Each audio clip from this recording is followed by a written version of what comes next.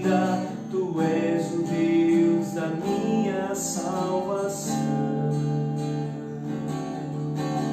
És a minha rocha, a minha segurança, meus lábios sempre te exaltarão. Aleluia, te louvo, pois sei que sobre todos és Senhor. Aleluia, te louvo,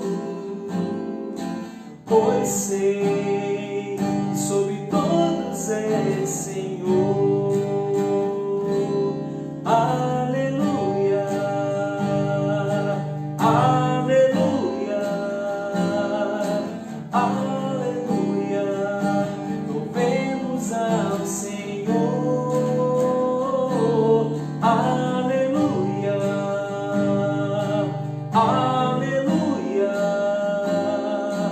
aleluia, louvemos ao Senhor. Saudamos a amada igreja com a graça e a paz do nosso Senhor e Salvador Jesus Cristo. É motivo de alegria podermos estar mais uma vez reunidos como igreja de Cristo para adorar, para glorificar ao único que é digno. Nesse momento, nós iremos ler a palavra do Senhor que se encontra no Salmo de número 15. Você também que tiver a oportunidade, abra a sua Bíblia e acompanhe esta leitura. Salmo de número 15. Diz assim a palavra do nosso Deus: Quem, Senhor, habitará no teu tabernáculo? Quem há de morar no teu santo templo? O que vive com integridade e pratica a justiça, e de coração fala a verdade. O que não difama com a sua língua, não faz mal ao seu próximo, nem lança injúria contra o seu vizinho. O que aos seus olhos tem por desprezível o réprobo, mas honra aos que temem ao Senhor. O que jura com dano próprio e não se retrata. O que não empresta o seu dinheiro com usura, nem aceita suborno contra o inocente. Quem deste modo procede, não será jamais abalado. Meus irmãos, o salmista faz uma pergunta: quem habitará no tabernáculo do Senhor? O tabernáculo é a morada do Senhor. Quem há de permanecer no seu santo monte? Quem estará na presença do Senhor? Quem estará na Sião celestial? E ele começa a responder essa pergunta dando uma série de circunstâncias, de características que deve não estar presente na vida do que vai habitar no templo do Senhor, no templo celestial do Senhor. E nós precisamos nos encaixar neste Salmo 15 para podermos estar no templo do Senhor. Se nós não nos enquadrarmos nele, nós não estaremos com o Senhor na glória celestial. Mas a igreja de Cristo, ela tem o sangue do Cordeiro para perdoar os seus pecados. Se eu nos arrependermos verdadeiramente, nós seremos perdoados. Assim nos ensina a palavra do Senhor. De forma que nós temos a oportunidade de nos arrependermos e cumprirmos isto que se encontra no Salmo de número 15, em toda a Bíblia, em toda a palavra do Senhor. Que o Senhor, pois, nos ajude, nos capacite, nos dê força para fazermos a sua vontade. Que Ele opere em nós o querer e o executar da sua vontade. Vamos, nesse momento, orar ao Senhor. Você aí na sua residência tem a oportunidade nesse momento de falar, de unir a nossa fé como igreja, mesmo reunida em nossas casas como igreja de Cristo, ao Senhor nesse momento. Oremos, pois, ao nosso Deus. Senhor Deus, nos colocamos diante da Tua santa e sublime presença. Te pedimos Tua graça e a Tua misericórdia sobre nós. Te pedimos que o Teu amor esteja presente em nossos corações. Que o Teu Santo Espírito aqueça o nosso coração com a Tua presença e que o Senhor possa estar operando em nós tanto querer como realizar a Tua santa vontade. Nos capacita, Senhor, a estarmos de forma digna diante da Tua presença. Abençoa a Tua igreja nesses momentos que estamos passando de dificuldade. Vem com o Teu Santo Espírito trazer refrigério, paz, proteção para o Teu povo. Vem com o Teu poder estar abraçando a cada irmão, o Teu povo, com a Tua misericórdia, com a Tua presença, com a Tua proteção. Vem, Senhor, conduzir nós, povo Teu, no rumo da Tua vontade.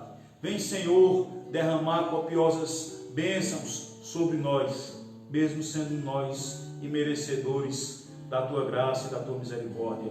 Mas a Tua graça, que é um favor imerecível, nos alcançou. O sangue do Teu Cordeiro nos redimiu e por isso estamos hoje aqui reunidos em torno do Teu nome e te pedimos que o Senhor esteja operando em nosso meio, falando aos nossos corações, agindo em cada momento desse trabalho, para a honra e glória do Teu nome, para que só o Senhor seja glorificado, pois assim te oramos, no nome santo e sublime do Senhor Jesus Cristo, aquele que vive e reina para todos sempre.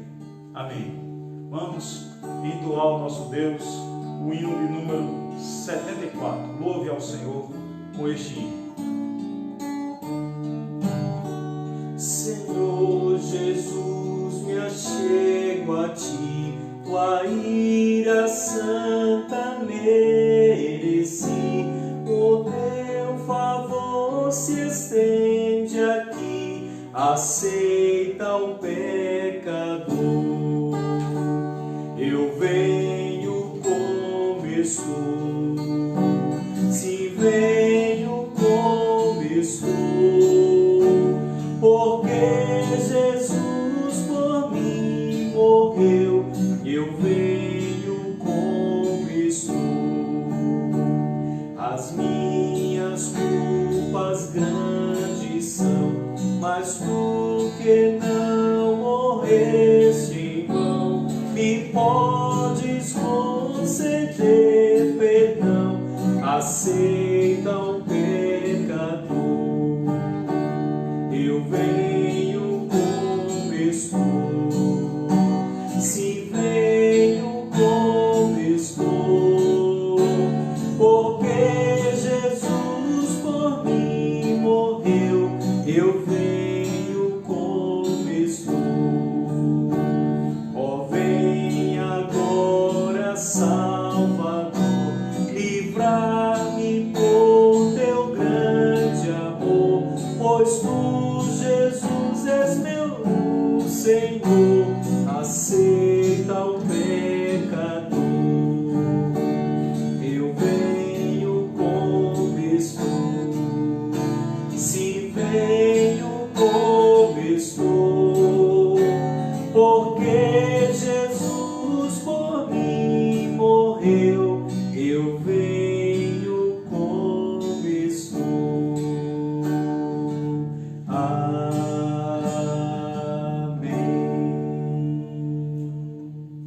Meus irmãos, este hino nos revela uma grande verdade bíblica, que o pecador precisa vir como ele está, aos pés de Cristo. Não é por justiça própria que somos justificados. Porém, quando o pecador se achega pela fé aos pés de Cristo, indo da forma que está, ele jamais ficará naquela vida de outrora. Terá novidade de vida, terá um novo nascimento e estará agora caminhando de acordo com a vontade do Senhor, que é o processo de santificação das nossas almas. E você e eu já passamos por isso e precisamos nos aprofundar na palavra do Senhor, aprofundar a nossa fé, aumentar a nossa comunhão com Cristo, para a glória de Deus Pai, para que possamos desfrutar do melhor de Deus para a nossa vida.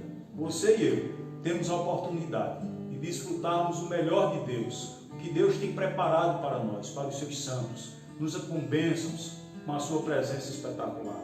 Porém, precisamos caminhar nesse processo de santificação, buscando a Deus, se arrependendo diariamente, se tornando cada dia melhor do que o anterior, e possamos seguir neste caminho. Que o Senhor, pois, nos abençoe com a sua graça. Vamos, mais uma vez, abrirmos a palavra do Senhor no livro de Romanos, capítulo 4, e fazermos a leitura bíblica que se encontra do verso 6 ao verso 8.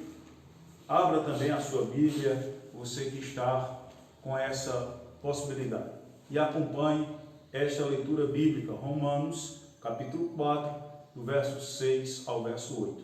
Nos diz assim a palavra do nosso Deus.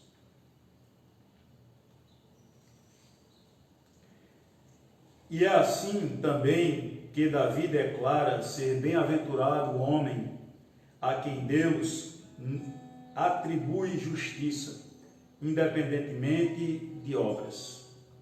Bem-aventurados aqueles cujas iniquidades são perdoadas e cujos pecados são cobertos. Bem-aventurado o homem a quem o Senhor jamais imputará pecado. Meus irmãos, como podemos ter cumprido em nós estas palavras? Bem-aventurado o homem a quem o Senhor jamais imputará pecado. Sabendo nós que nosso Deus é justo e que na sua justiça Ele não pode deixar impune o pecado, como seremos bem-aventurados se o Senhor não nos imputar pecado? Meus irmãos, o versículo 7 também diz: bem-aventurado aqueles cujas iniquidades são perdoadas e cujos pecados são cobertos pelo sangue do Cordeiro. O escrito de dívida que havia a nosso respeito, Cristo o encravou na cruz, pagando o preço pelos nossos pecados, pelos nossos erros. E quando nos achegamos arrependidos a Ele, o seu sangue cobre, nos perdoa e cobre todo o escrito de dívida que havia a nosso respeito. Quando existe uma ficha de um militar que consta alguns problemas que ele deu no passado, quando chega o período no qual, estabelecido pela lei, aquela ficha deve ser coberta com uma tinta que ninguém consiga, uma tinta preta, que ninguém consiga mais ver aquele passado anterior. Porém, com Cristo, Ele passa a tinta vermelha do seu sangue.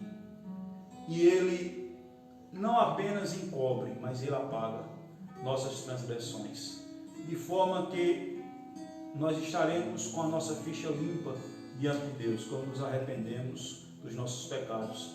E a caminhada cristã é isso, é refletirmos diariamente.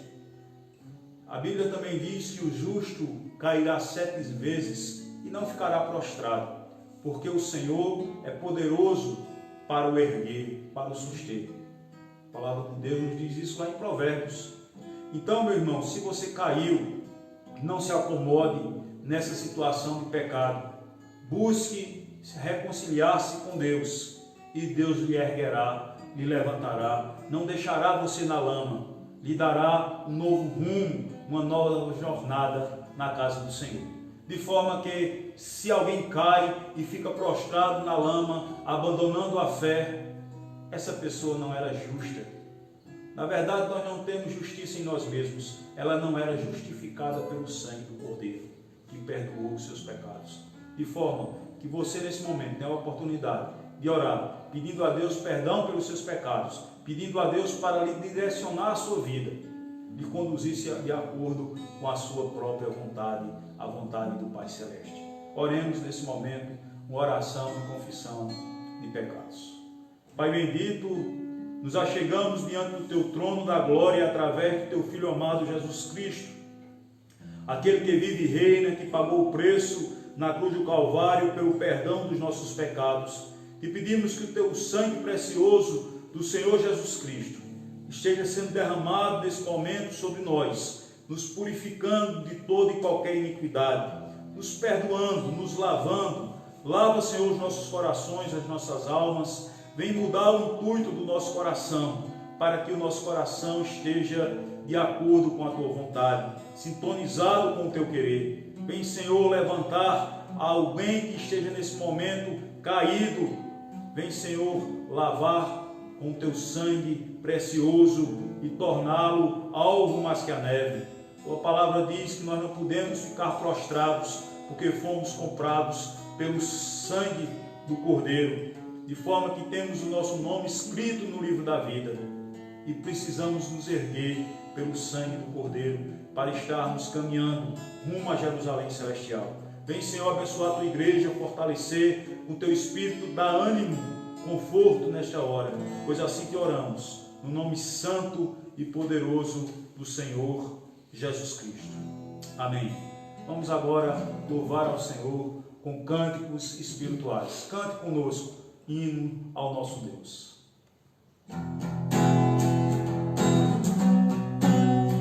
Bom dia, meus irmãos, a paz do Senhor Jesus. Nós temos motivos para louvar, para exaltar o nome do nosso Deus. Então façamos isso nessa manhã com alegria, louvando o Seu nome. Eu te agradeço, Deus. Eu te agradeço, Deus, por se livrar de mim. Pelo Teu favor é o que me faz crescer. Eu vivo pela fé e não vacilo. Eu não paro, não desisto. Eu sou de Deus, eu sou de Cristo. Você mudou a minha história e fez o que ninguém podia imaginar. Você acreditou, isso é tudo. Só vivo pra Você. Não sou do mundo, não. A honra, a glória, a força e o louvor a Deus e o levantar das minhas mãos é pra dizer que te pertenço, Deus.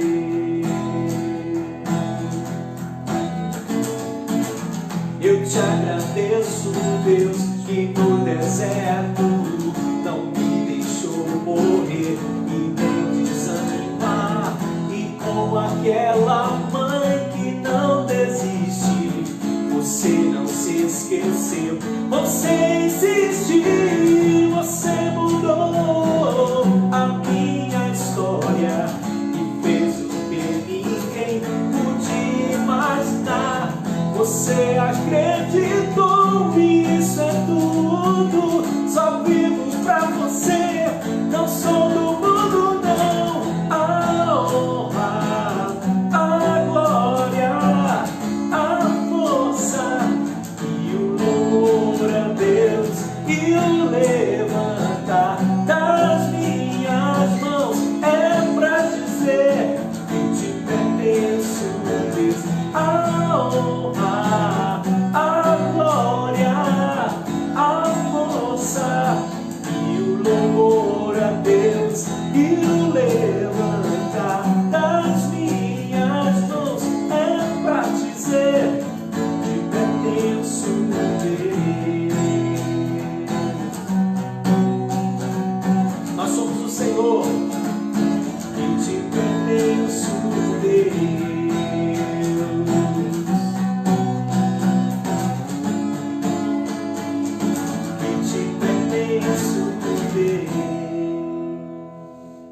Amém. Louvado seja o nome do nosso Deus, Ele que é digno de toda a honra, toda a glória e todo louvor.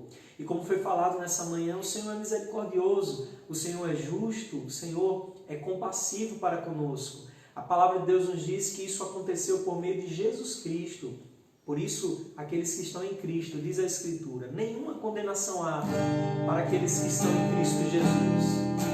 Assim como nós vamos cantar nesta canção.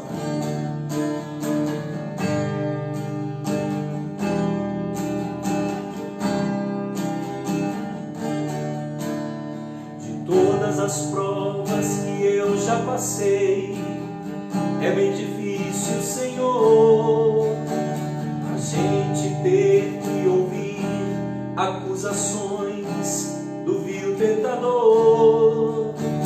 Lembranças do passado vêm e querem me fazer parar, ou mesmo palavras de alguém que não quer na gente acreditar.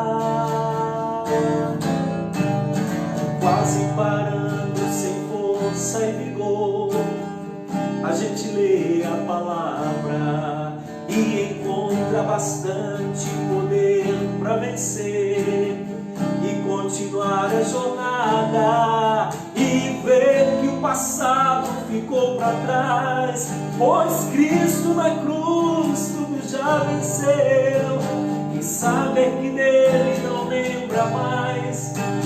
Eu canto pra glória de Deus. Nenhuma condenação há para que somente Jesus, cuja vida coberta está pelo sangue que desceu na cruz. É certo que provas virão, investidas do tentador, mas nenhuma condenação há para aquele que está em ti, querido Senhor.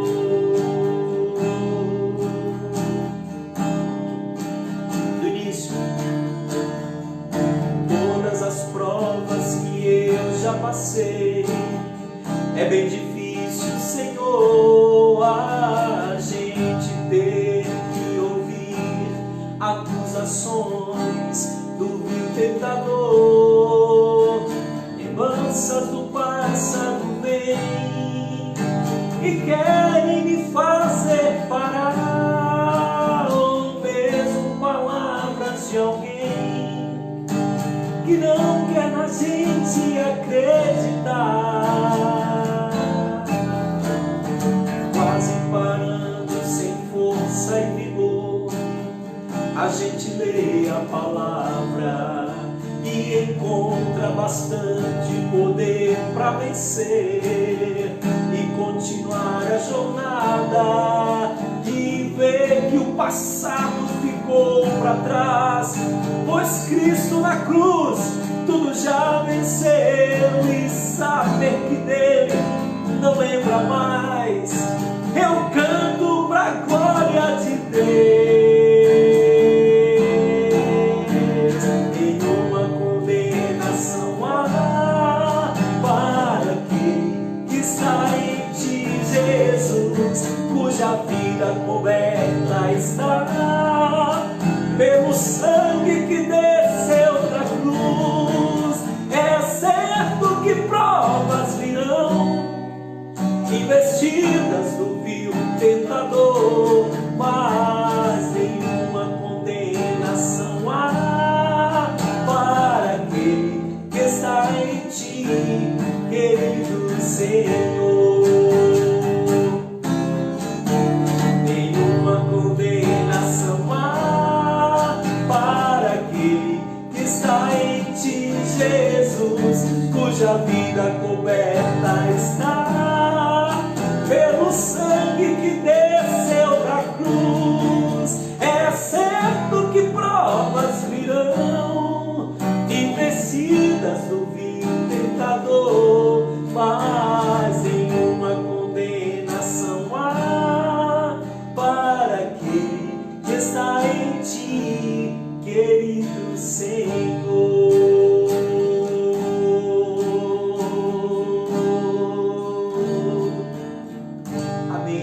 Seja Deus. Meus irmãos, quão maravilhoso é saber que nenhuma condenação há para os que estão em Cristo Jesus, que tiveram seus pecados perdoados, lavados no sangue do Cordeiro e tornados alvo mais que a neve. Além de Ele nos perdoar, Ele está ao nosso lado, nos dando força, nos dando a sua vitória, para caminharmos de acordo com a sua vontade, para seguirmos para Jerusalém Celestial. Isso é maravilhoso, termos este conforto, sabermos que fomos perdoados, que Ele não se lembra dos nossos pecados e que nos capacita para seguirmos de rumo a Jerusalém Celestial, seguindo a sua vontade e transmitindo para esse mundo a graça maravilhosa do Senhor Jesus Cristo, sendo uma testemunha verdadeira e eficaz do poder do Evangelho de Cristo em nossas vidas. Vamos, nesse momento, ser ministrados através da palavra do nosso Deus. Vamos ouvir o que Deus tem preparado para a sua igreja nesta manhã. Passamos agora a palavra ao nosso pastor David, que trará a mensagem do Senhor para a sua igreja. Meus queridos irmãos, a paz do Senhor Jesus seja sobre vós. Nesta manhã temos a oportunidade de refletir a palavra de Deus e poder ministrar e ouvir a voz de Deus ao nosso coração. Eu convido você para abrir a sua Bíblia no Salmo 32, um salmo muito orado, Salmo 32. Façamos então a leitura do Salmo 32, o Salmo de Davi. Vamos então ler a palavra de Deus no Salmo 32. Nos diz assim a palavra do nosso Deus. Bem-aventurado aquele cuja iniquidade é perdoada, cujo pecado é coberto. Bem-aventurado o homem a quem o Senhor não atribui iniquidade, e em cujo espírito não há dolo. Enquanto calei os meus pecados, envelheceram os meus ossos, pelos meus constantes gemidos todo dia, porque a tua mão pesava dia e noite sobre mim, e o meu vigor se tornou em sequidão de estio. Confessei-te o meu pecado e a minha iniquidade não mais ocultei. Disse: confessarei ao Senhor as minhas transgressões, e tu perdoaste a iniquidade do meu pecado. Sendo assim, todo homem piedoso que fará súplicas em tempo de poder encontrar-te. Com efeito, quando transbordarem muitas águas, não o atingirão. Tu és o meu esconderijo, tu me preservas da tribulação, e me cercas de alegres cantos de livramento. Instruir-te-ei e te ensinarei o caminho que deves seguir, e sob as minhas vistas te darei conselho. Não sejais como cavalo ou mula, sem entendimento, os quais com freios e cabrestos são dominados, e outra sorte não te obedecem. Muito sofrimento terá de por ti o ímpio, mas o que confia no Senhor, a misericórdia o assistirá. Alegrai-vos no Senhor e regozijai-vos, ó justos. Exultai, vós todos que sois retos de coração. Palavra do Senhor, vamos orar nesse momento. Ó Deus bendito, nós nesse momento, ao ouvirmos a Tua palavra, queremos pedir a iluminação do Teu Espírito Santo, para que possamos, ó Pai, compreender claramente a Tua palavra ao nosso coração nessa manhã. Portanto, fala conosco, Senhor, pelo poder do Espírito Santo de Deus. Assim nós oramos, pedindo que o Teu nome seja glorificado acima de todas as coisas, em nome de Jesus Cristo. Amém. Amém.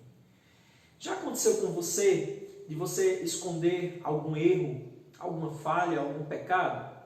Já aconteceu com você de você guardar ressentimento ou alguma mágoa de alguém? Já disseram que fazer isso é como tomar o veneno e esperar que a outra pessoa morra. É muito difícil, é muito doloroso guardar erros, guardar ressentimentos, ou melhor, e é muito doloroso, ainda mais, não receber perdão. Este salmo que nós lemos, o Salmo de Davi, o Salmo 32, é conhecido como os salmos penitenciais, pelo que o salmista faz em busca do perdão de Deus.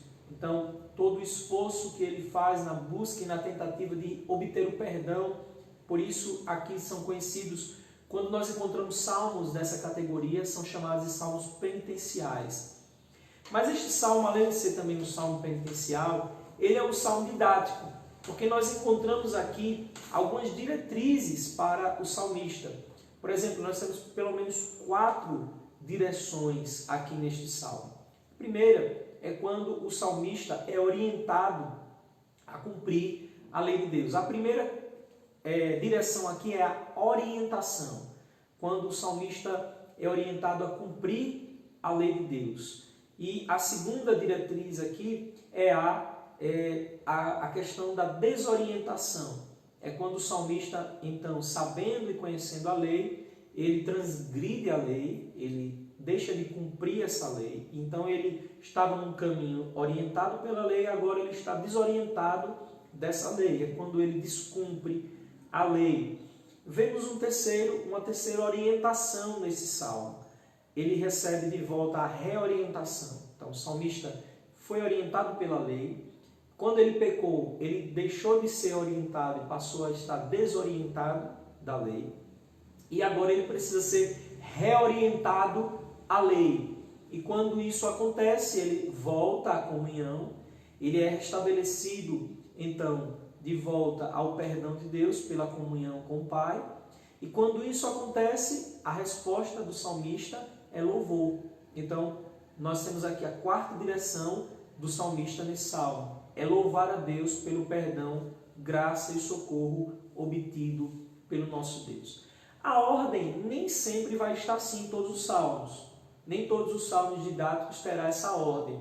Às vezes a ordem pode estar misturada, mas esses elementos certamente vão ser encontrados nos salmos didáticos ou penitenciais.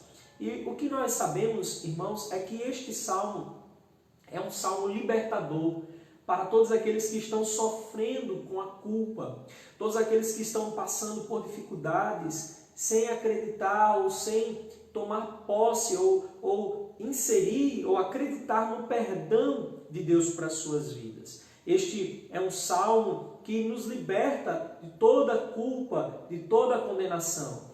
E culpa por quê? Culpa muitas vezes por causa dos muitos pecados que nós cometemos. Culpa por relacionamentos talvez mal resolvidos. Culpa porque sofre com a cobrança que é grande, a carga que é muito grande. Culpa muitas vezes porque se cobra demais. Culpa por causa do perfeccionismo. Culpa por causa de estar comendo muito. Culpa porque se sente ansioso. Culpa por causa de ressentimento. Culpa, enfim, seja qual for esta culpa que você vem carregando dentro de você. Este salmo nos aponta algumas direções de Deus para vivermos em paz com Ele, através do seu gracioso amor e perdão. Este salmo então nos mostra, queridos, em primeiro lugar, que o perdão de Deus é uma bem-aventurança. Essa palavra é muito importante para nós. O perdão de Deus é uma bem-aventurança. Se você observar os versos 1 e 2, nós vamos encontrar aqui 3 maneiras como o pecado é caracterizado. 3 modos de como o pecado é caracterizado. Nós estamos então diante do texto hebraico que mostra 3 características ou 3 maneiras em que o pecado é descrito nesse salmo. Nós vemos aí 3 palavras traduzidas no nosso português: por iniquidade, versículo 1 e 2, iniquidade, depois pecado, o pecado em si, e no versículo 2 vemos mais uma vez iniquidade e depois dolo. Veja aqui as várias faces do pecado, mostrando as várias maneiras que o homem tem de se rebelar contra o Criador.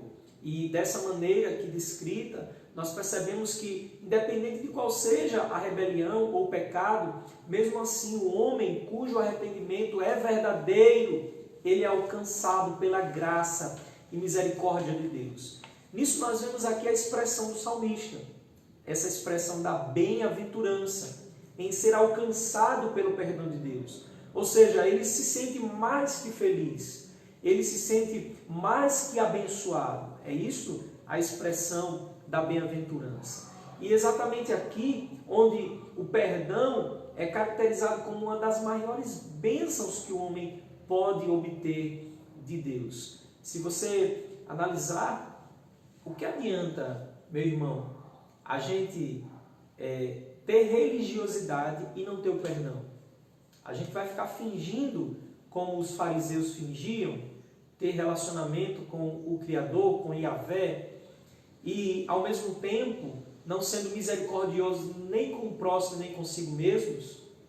E aí nós vivemos não acreditando no perdão de Deus como eles viviam, achando que a sua própria justiça os fazia agradar a Deus, fazia com que a sua própria justiça fosse suficiente para o seu relacionamento com Deus. Se nós pensamos assim, nós não, de fato, acreditamos no amor, nós não acreditamos na misericórdia de Deus, apenas na justiça de Deus. Acreditar na justiça de Deus é acreditar num Deus imperfeito, é acreditar apenas num Deus manco. Nós cremos que Deus é justo, Deus é amor, Deus é também misericórdia. E ponderar essas coisas faz nos refletir nesse grande amor de Deus, que, diferente do nosso, é incondicional. O nosso amor é condicional. O nosso amor depende da condição que o outro faça, para que a gente possa fazer valer esse amor. Mas o amor de Deus não é assim. Por isso que a gente se atrapalha na misericórdia, porque a gente confunde a nossa misericórdia com a misericórdia de Deus. Mas a nossa misericórdia é totalmente diferente da misericórdia de Deus.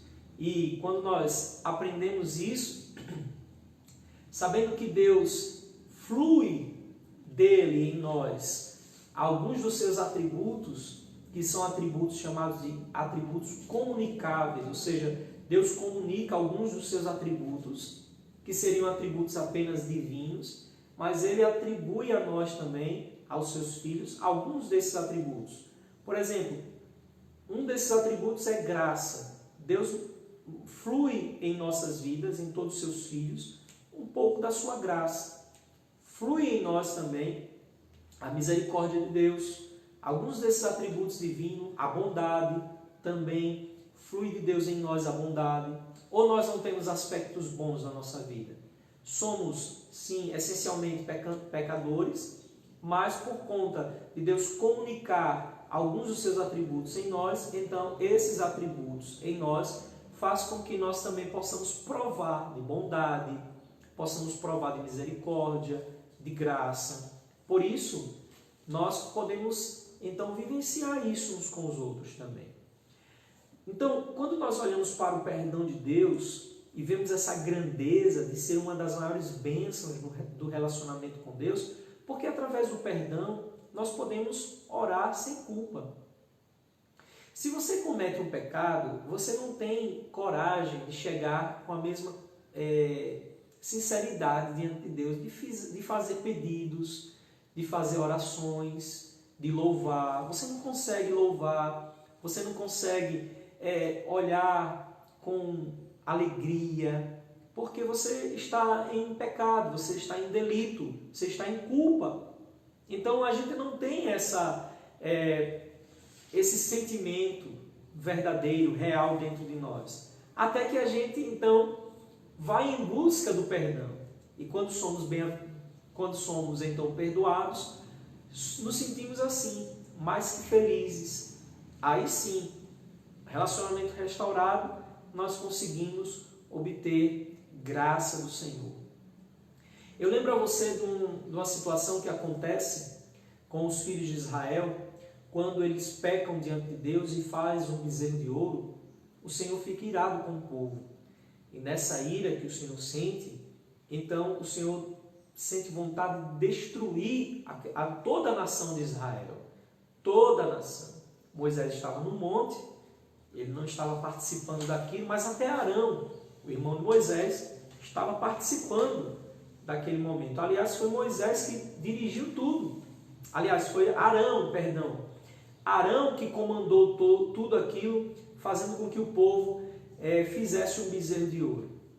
O Senhor se irou de tal maneira que disse: eu vou destruir a nação. Mas aí Moisés então intercedeu pelo povo. E o que acontece? Deus não destruiu o povo, que queria fazer uma nação a partir de Moisés. Deus não destrói o povo, mas então o Senhor concede ainda na sua misericórdia esse livramento do povo de Israel. E diz o seguinte, olha, tudo bem, eu não vou destruir a nação, mas, contudo, eu não irei com vocês no caminho à terra prometida. Eu não irei convosco por causa do que aconteceu. Sabe qual foi a resposta de Moisés? Senhor, se o Senhor não for conosco, então nós não iremos sair daqui. E o que é que a gente entende com isso, meus irmãos? É que se Deus não estiver conosco no nosso relacionamento, em tudo que fazemos, se nós não tivermos o perdão de Deus, se o Senhor não ministrar sobre nós o perdão, tudo que a gente faz não faz sentido. Não tem alegria, não tem paz, não há nenhuma satisfação no que fazemos. Veja, o perdão de Deus é a maior bem-aventurança. Por isso, o que significa tudo que nós possuímos, o que significa tudo se Deus não estiver conosco. O que é, meu irmão? O que é você ganhar o mundo inteiro, ganhar dinheiro e perder a sua alma? Em segundo lugar, este salmo nos ensina que ocultar o erro é um grande malefício. Se você observar os versos 3 e 4, a Bíblia nos conta como o salmista, então, teve uma experiência triste em esconder os seus erros diante de Deus. Perceba os males que aconteceram com o salmista por causa da culpa. Situações que dificultaram a sua saúde, como consequências físicas. Ele diz que os ossos dele se envelheceram. Diz o versículo 3 e 4, os ossos envelhecidos. Veja as consequências que aconteceram no seu próprio corpo por esconder a culpa. Ossos envelhecidos. Ele ainda conta sobre a sua dificuldade no respirar. Ele estava suspirando com aquele suspiro lento, peito doendo, muita fraqueza e desânimo. O texto ainda diz que ele sentia a mão de Deus pesando sobre ele o dia todo.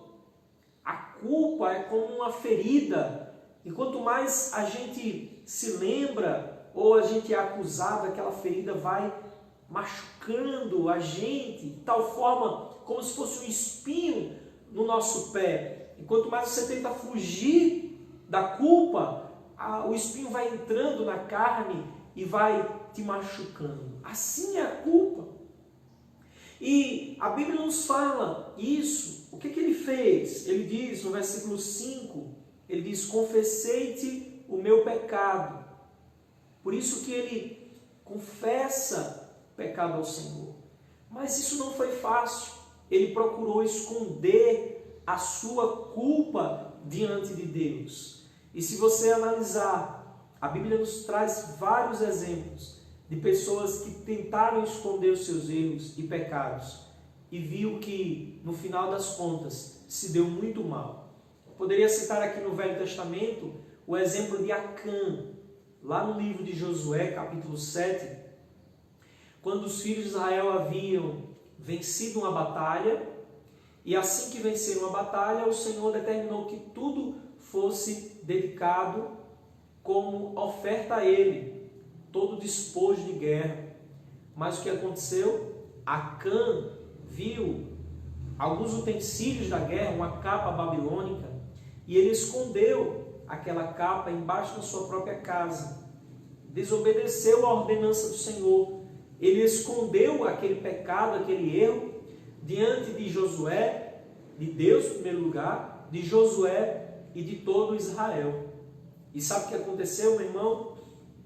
Quando os filhos de Israel foram pelejar uma batalha, uma guerra, então com os moabitas, eles perderam a batalha. E centenas de israelitas morreram por conta de que Acã escondeu o seu pecado.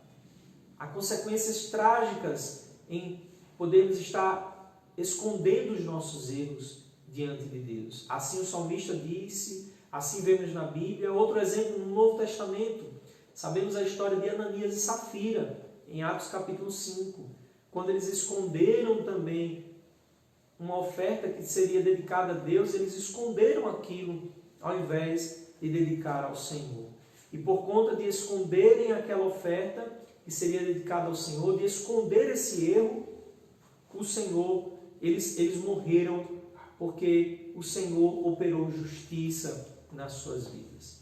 Obviamente que isso não é um padrão, ninguém vai morrer, isso não é nenhum princípio, nenhum mandamento de que a pessoa vai morrer fisicamente porque cometeu um pecado. Mas a morte é uma morte espiritual. Nós morremos, ou seja, a fé enfraquece, nós vamos aos poucos minguando espiritualmente e vamos ver consequências físicas? Podemos ver ou não consequências físicas, mas a angústia, a tristeza vai apertar o nosso coração enquanto nós não confessarmos o nosso pecado. Esse pecado certamente irá nos atrapalhar tanto no nosso relacionamento com Deus quanto no nosso relacionamento com o nosso próximo. Lembram de Adão e Eva quando pecaram? Quando eles pecaram, eles não apenas quebraram o seu relacionamento com Deus, não só foi prejudicado o relacionamento vertical, mas foi também prejudicado o relacionamento horizontal. Se você perceber, acusações mútuas foram acontecendo depois do pecado. Quando Adão disse, foi a mulher que tu me deste, né? Já houve brigas e já houve problemas em relacionamento, acusações. Então, eles viram a nudez, eles sentiram vergonha. Então, tudo isso são consequências horizontais. Então, o pecado ocasiona problemas não apenas com Deus, no nível vertical, mas também ocasiona problemas no nível horizontal. Quando nós pecamos, nós não temos coragem de olhar nos olhos dos outros, nós não temos coragem de ser francos, verdadeiros, nós ficamos querendo esconder alguma coisa, justamente porque o nosso relacionamento com Deus não está em dia. Então, por outro lado, nós entendemos nesse salmo que a confissão é a solução para qualquer conflito. Olha, meu irmão, a solução está aqui. A solução está em confessar ao Senhor. A verdade, por mais difícil que deva ser dita ou confessada, é libertadora para a alma. Lembra que Jesus disse, conhecereis a verdade vos libertará, em João 8,32? Conhecer a verdade ali não é apenas no sentido de buscar a verdade, mas é obtendo a verdade, ou tendo conhecimento da verdade, ou promovendo a verdade nos libertará. Então, vivendo na verdade, falando a verdade, andando pela verdade, tomando conhecimento da verdade, a verdade sempre nos libertará. A verdade de Deus sempre vai cooperar conosco para nos guardar, para nos libertar. Assim é a confissão. Nem sempre a verdade nos livrará das consequências dos pecados, mas certamente resolverá as pendências da nossa alma, pendências espirituais, pendências diante de Deus, pendências que estão dentro de nós mesmos. Confessar é cura, confessar é confiar, confessar é liberdade, confessar é maturidade, confessar é avanço, é crescimento, é restaurador. Então, seja qual for o pecado que você cometeu, seja um pecado velado, e este pecado velado todos nós cometemos. Se nós fôssemos revelar todos os pecados que a gente comete às pessoas, ninguém seria digno, não é verdade? Não, ninguém seria digno. Todo mundo deveria ser punido, né? Se eu fosse contar aqui publicamente a você o meu pecado, certamente eu seria banido da igreja. E se você também fizer, você também. Mas como a igreja do Senhor Jesus não tem jurisdição nenhuma sobre pecados velados, apenas sobre pecados públicos, então a gente fica só esperando que alguém caia para jogar pedra, né?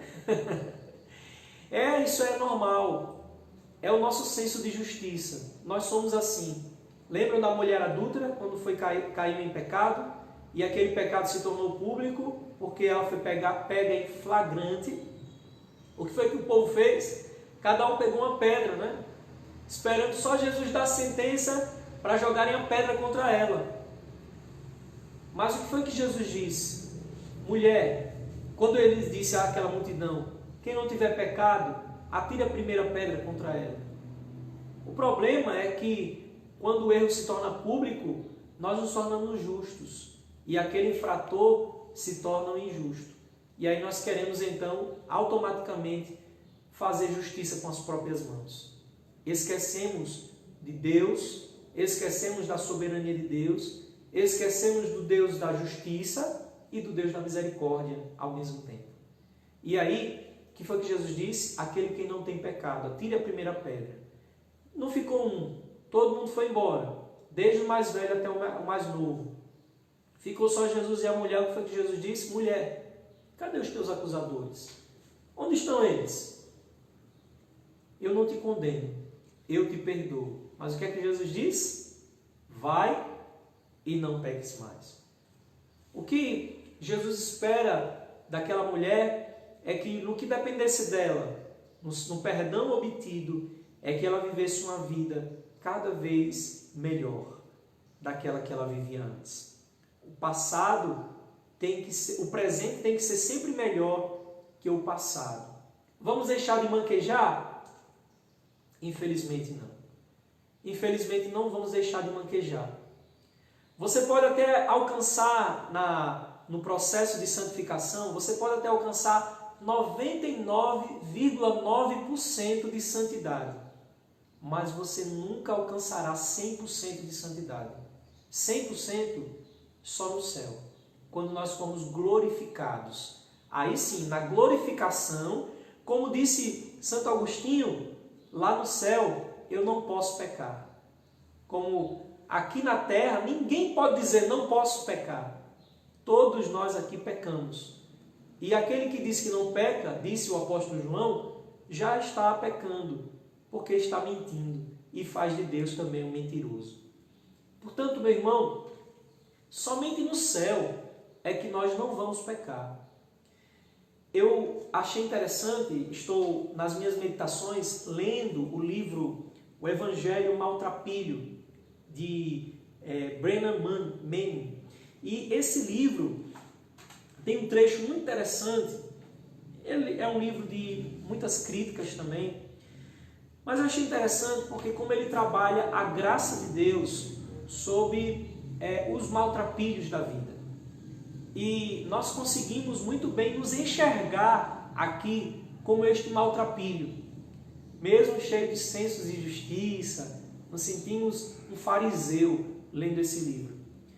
Um trecho interessante desse livro, O Evangelho Maltrapilho, quando ele dá a ideia de Jesus falando sobre os seus apóstolos. E ele diz assim: fui testemunha de um Pedro que alegou que não me conhecia, um Tiago que queria poder em troca do serviço do reino, um Felipe que foi incapaz de ver o Pai em mim, e incontáveis discípulos que acharam que o Calvário era o meu fim. O Novo Testamento está repleto de exemplos de homens e mulheres que começaram bem e vacilaram ao longo do caminho. Ainda assim, na noite da Páscoa, aparecia Pedro. Tiago não é lembrado pela sua ambição, mas pelo sacrifício de sua vida por mim. Filipe viu o Pai em mim quando apontei o caminho, e os discípulos que haviam perdido suas esperanças tiveram coragem suficiente para me reconhecer quando parti o pão no fim da estrada de Emaús. O que estou querendo dizer, irmãozinho, é o seguinte: espero mais fracasso de você do que você mesmo. O maltrapilho, que vê sua vida como uma viagem de descoberta e resolve correr o risco de falhar, sente-se melhor a respeito de sua fidelidade do que o homem tímido que se esconde atrás da lei e nunca descobre, de modo algum, quem realmente é. Quando nós ouvimos trechos assim, de uma graça que parece ser uma graça escandalosa, nós também nos escandalizamos. Quando, muitas vezes, Deus permite o nosso fracasso. Quando muitas vezes Deus permite as nossas quedas. Nós não entendemos. Achamos que Deus é responsável apenas pelas nossas justiças, equilíbrios. E quando nós caímos, parece que Deus se isentou de nós, se ausentou de nós e agora Ele não existe. Foi o que o salmista fez quando ele pecou. Diz o texto, versículos 5 e 6, ele confessou o seu pecado. A confissão é o melhor remédio quando os maltrapilhos se levantam dentro de nós. Quando os fracassos acontecem, quando os nossos pés se resvalam, quando a queda é fatal, o melhor remédio, a solução para todo e qualquer conflito é a confissão, meu irmão. Seja qual for o relacionamento, a confissão é o melhor remédio. Nós podemos ver isso quando ele diz, versículo 6, todo homem piedoso vai tomar essa atitude. Todo que verdadeiramente é justo e piedoso vai tomar a atitude de confessar o seu pecado a Deus, independente de qual seja esse pecado. Essa certeza que o salmista tem aponta aqui para a ajuda divina nos momentos de muitos problemas que as consequências do pecado cometido possa ter ocasionado. E essa certeza de confessar o nosso pecado a Deus, que resolve o nosso conflito com Deus. Como é que você acha, refletindo para os nossos dias, para os nossos relacionamentos, como é que você acha que o seu relacionamento conjugal é resolvido? Eu preciso, se eu tiver um problema conjugal, passando por um problema conjugal com a minha esposa, eu preciso confessar a ela. Confessar os meus erros, o que eu fiz. E o que é que se espera através da confissão? A resolução do conflito. Agora nós ficamos buscando quem está com a razão, ficamos buscando quem está certo, quem está errado. Nos relacionamentos de pais para com os filhos, nos seus relacionamentos familiares, nós ficamos buscando quem fez certo, quem fez errado, quem está com a razão, quem não está. Ao invés de nós resolvermos o conflito com a confissão. Aqui é assim, quem manda sou eu, quem fala alto sou eu, e tem que ser assim. Eu falo grosso, sou ignorante, falo gritando, e é assim mesmo. E achamos que vamos tentar resolver os nossos relacionamentos com a nossa posição, com a nossa imponência de justiça própria. Não é assim. Onde está o coração quebrantado? Que diz o Salmo 51. Quando o salmista orou dizendo, há um coração quebrantado e contrito, Deus não desprezará. Ou isso não também reflete nos nossos relacionamentos? Será que minha esposa vai me desprezar quando eu chegar para ela com um coração contrito? Com um coração quebrantado, ao invés de ser um coração arrogante? Será que minha mãe, os meus filhos, será que minha família, quando eu chegar com um coração quebrantado e humilde e contrito, eles vão me desprezar quando eu confessar os meus erros? Ou o conflito que está acontecendo? Meus irmãos, vamos refletir. Nós somos verdadeiros maltrapilhos. É isso que nós somos. Muitas vezes somos hipócritas, fariseus. Falamos uma coisa, mas na prática vivemos outra. Essa é a verdade. Nós cremos num Deus soberano nas nossas conveniências. Mas na hora de tratar a situação do próximo, Deus não é mais soberano. Deus é o Deus da justiça. Deus é o Deus do Islã. Ele não conhece a palavra amor, porque no Alcorão não existe amor, só existe justiça. Então às vezes nos tornamos assim, islâmicos. Fazemos tudo em favor de nós mesmos, mas do próximo não. Que Deus tenha misericórdia desse maltrapilho aqui, ó. que somos nós. Somos assim, irmãos. Mas a solução para todo conflito está na confissão. Então, se eu enxergo e você consegue enxergar algum conflito, seja ele qual for, primeiro com Deus, com o seu próximo, com a sua família, o que é que eu e você vamos fazer hoje, meu irmão? Confessar isso. Resolver isso. Resolve isso, meu irmão, para não viver amargo. Resolve isso para não viver assim, sabe? Com essa lamúria dentro do seu coração. Ficar com esse azedo de alma. Resolve isso. Tira esse ressentimento, essa mágoa do seu coração. Confessa esse negócio e viva feliz, meu irmão.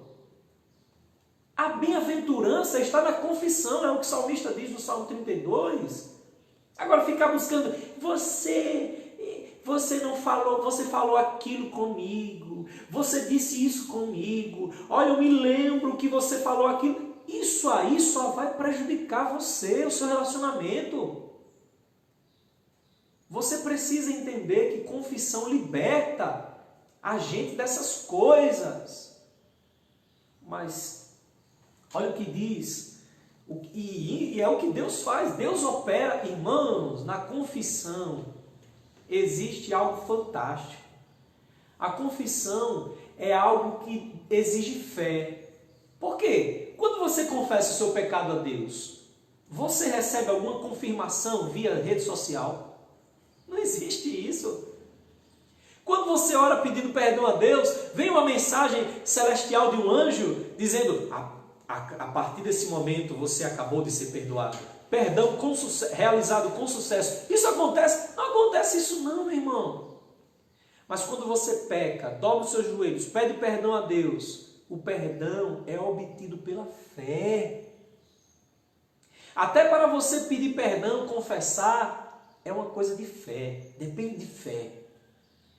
Então, se você crê em Deus como diz crer, ir até a presença dele, pedir perdão, seja qual for o pecado, e sair dali com culpa, é sinal, meu irmão, de que você não creu no perdão de Deus.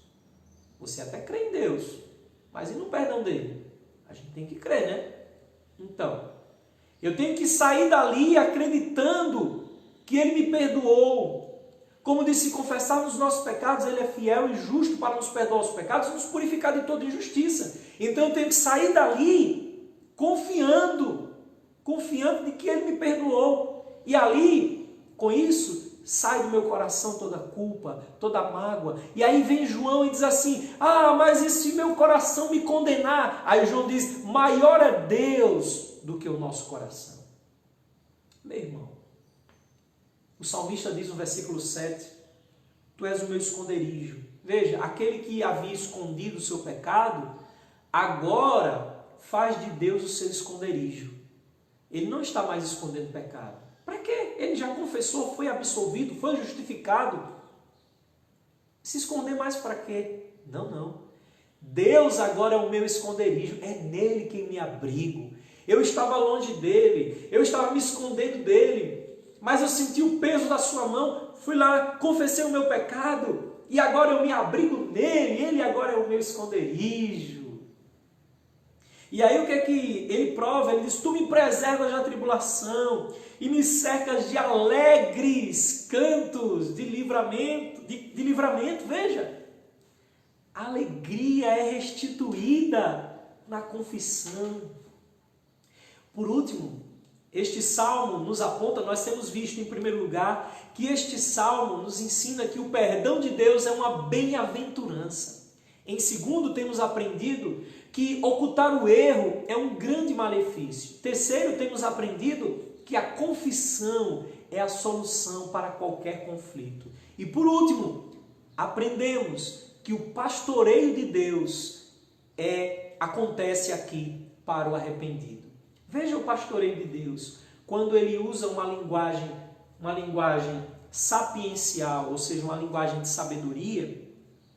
No versículo 8 e 9, mais uma vez o salmista aqui é reorientado. Lembra o salmo didático? Ele então estava orientado, pecou, ficou desorientado, Então ele é reorientado novamente a cumprir a lei.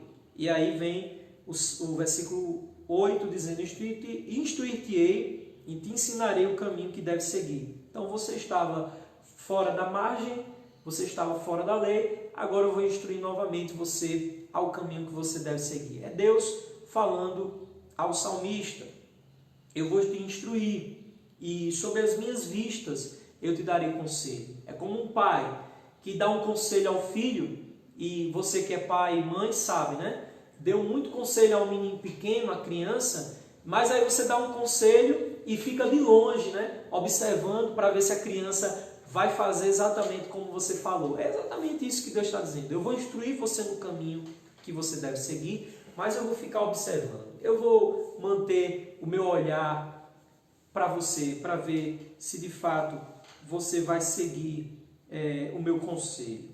E aí ele encerra falando essa linguagem, né, de ensino, de instrução, dizendo: não seja como o cavalo ou como a mula que precisam de freios e cabrechos para serem dominados. Ele está dizendo que, assim como o cavalo e a mula obedecem por compulsão, por obrigação, os justos obedecem por amor. Quando eles erram, eles não se contentam com o erro, mas eles confessam e eles lutam para abandonar. E esta luta para o abandono do pecado se chama processo de santificação. É também conhecido como crise. É crise por quê? Porque nós lembramos o que Paulo fala em Romanos. Eu quero fazer o bem, meu homem interior quer fazer o bem, mas o meu homem interior não quer. Então existe essa crise constante. E sabe quando essa crise vai terminar, meu irmão? Nunca. Essa crise vai nos acompanhar até o caixão, ou até se Jesus voltar logo, essa crise só vai terminar quando a gente for para o céu. Mas enquanto nós estivermos aqui nessa terra, nós veremos essa crise entre luta de homem interior, homem espiritual, com homem carnal. Nós, diante disso, temos que entender que nesta crise ou neste processo de santificação, todo aquele homem que é justo e piedoso diante de Deus nunca permitirá que o pecado não seja confessado, mas ele estará sempre confessando os seus erros. Seja qual for este erro, ele estará sempre voltando-se ao Deus Todo-Poderoso, pedindo perdão, pedindo graça, pedindo misericórdia. Eu ainda lembro a você que, em contraste com o ímpio, o justo aqui, cujo arrependimento é verdadeiro, e o ímpio não tem arrependimento nenhum, tem remorso apenas, o arrependimento é falso. A Bíblia diz que este falso aqui, ele vai receber muitas dores. Versículo de número 10, muito sofrimento terá de curtir o ímpio, mas o que confia no Senhor, a misericórdia o assistirá. A paz com Deus, através do perdão, é obtido por meio do Senhor Jesus Cristo. Lembram quando Paulo diz isso em Romanos 5:1? Justificados, pois, mediante a fé, temos paz com Deus por meio do nosso Senhor Jesus Cristo. O Senhor Jesus Cristo é a nossa reconciliação com Deus. Ele é quem nos dá a verdadeira paz que nós precisamos. Se você está vendo dias em que você não está sentindo paz no seu coração, você vive com vazio no seu coração, a resposta para você é que você precisa de Cristo. Você precisa de Jesus Cristo. Porque Jesus Cristo é aquele que nos justifica diante de Deus. É aquele que nos reconcilia com Deus. É aquele que a Bíblia nos chama de advogado. Meus filhinhos, estas coisas vos escrevo para que não pequeis. Mas se alguém porém pecar, temos um advogado para nos perdoar, Jesus Cristo, o justo. Ele é a nossa reconciliação com Deus. Ele que proporciona paz com Deus à nossa vida. Esta manhã é uma manhã que podemos confiar assim, da paz com Deus, por meio do nosso Senhor Jesus Cristo. Eu quero louvar ao Senhor um cântico, antes de orar, um cântico que me faz lembrar aqui, justamente essa trajetória que muitas vezes nós fazemos, nessa caminhada em que mancamos, muitas vezes somos maltrapilhos, nessa caminhada nós temos a oportunidade de saber que Deus é grande em misericórdia. Ele certamente, com a sua justiça, nos mostrará que nós devemos enfrentar toda a consequência dos nossos atos. Mas a sua graça e a sua misericórdia nos ajudará diante de qualquer confissão e verdade. Eu me lembro dessa canção do Grupo Elo, que ainda não era nem Grupo Logos, é Grupo Elo, e que eu acho fantástico e magnífico cantar nesta ocasião.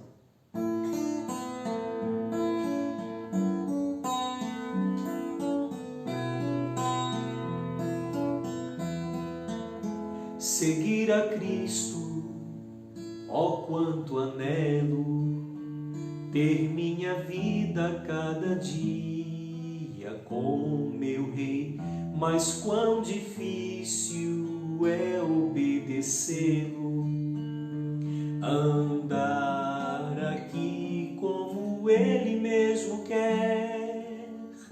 Sou fraco, eu sei, tropeço a todo instante, mas mesmo assim confiante estou.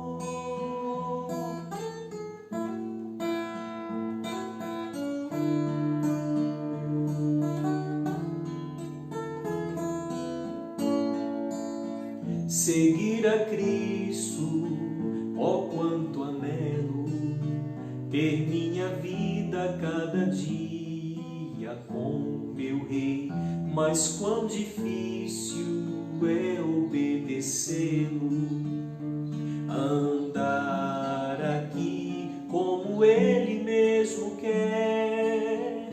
Sou fraco, eu sei, tropeço a todo instante, mas mesmo assim confiante estou. Quero seguir-te dentre os poucos que são teus. Oh, não permita que meu coração me engane tanto ao ponto de levar-me a ser mais um na grande multidão.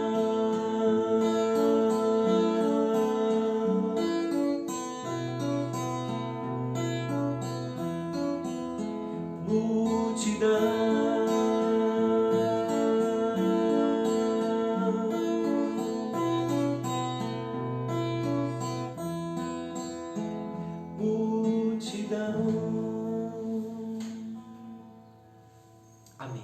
Vamos orar nesse momento. Bendito Deus Pai de nosso Senhor Jesus Cristo.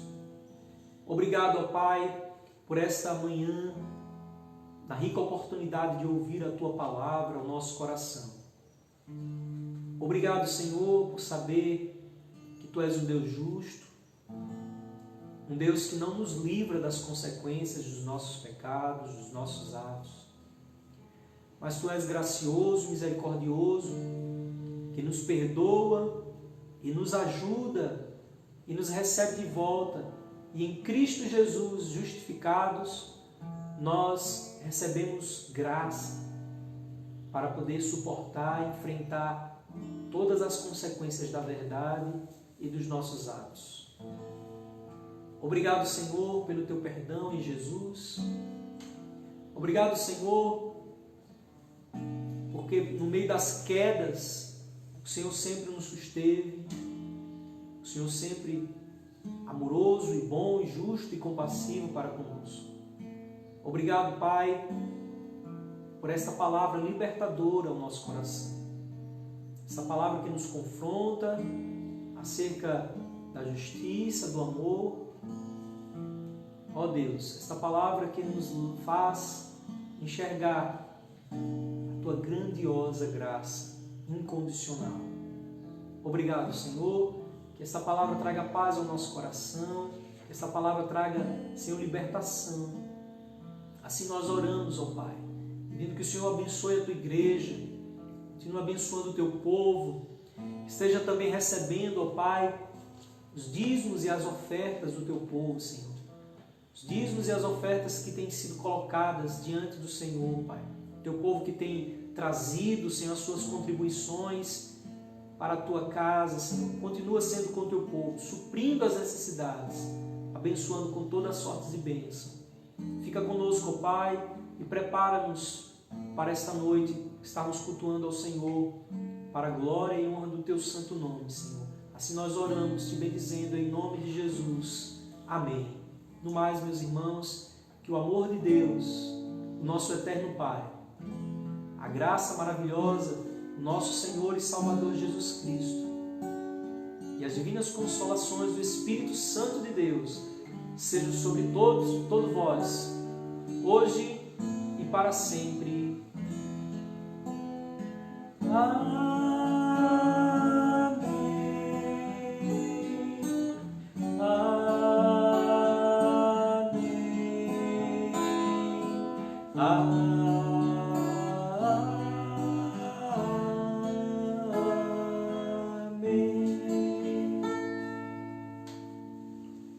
Louvamos a Deus, meus irmãos, por essa palavra, por este culto abençoado, por você que está aí conosco, unidos em uma só fé. Agradecemos também a você que está aqui conosco juntos para cultuarmos ao nosso Deus. Nesta semana teremos vários aniversariantes. Queremos parabenizar aos aniversariantes. No dia de hoje, a nossa irmã Tereza Alves, José Milton Rocha, Cícero Lourenço. No dia 29, a irmã Vera Lúcia. Dia 2, a irmã Maria Clara, Jeane Rocha, Maria Jocineide e a minha filha Lívia Anatiele Tenório. Que o Senhor, pois, possa estar abençoando esses irmãos, derramando a sua graça, copiosas bênçãos. Que o Senhor, pois, possa estar fazendo resplandecer o seu rosto, a sua face, sobre a vida desses irmãos e de todo o seu povo.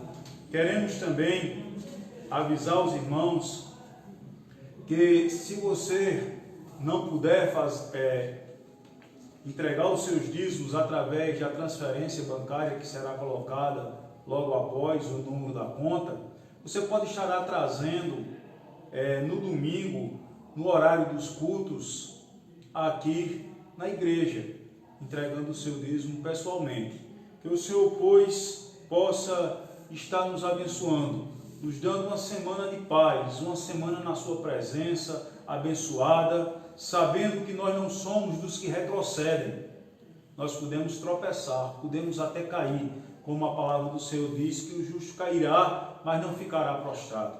Levante a cabeça, confesse o seu pecado e siga na sua caminhada, que Jesus já lhe colocou rumo ao céu, rumo a Jerusalém celestial. Porque aqui não é nosso lugar, a nossa pátria é na glória e temos que seguir rumo à nossa pátria celeste.